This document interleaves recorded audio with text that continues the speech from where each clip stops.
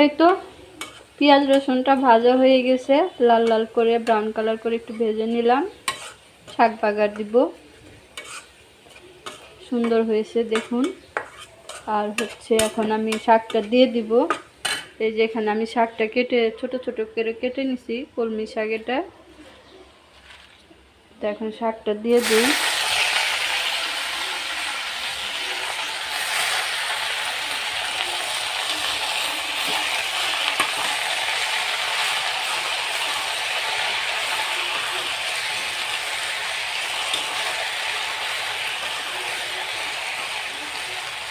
তো শাক সবটা দিয়ে তারপর লবণ দিয়ে দিব।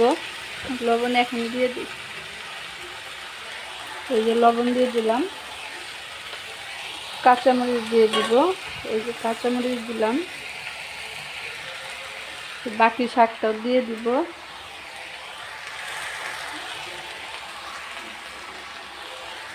তো শাকটাকে আমি নেড়ে চেড়ে রান্না করে নেব।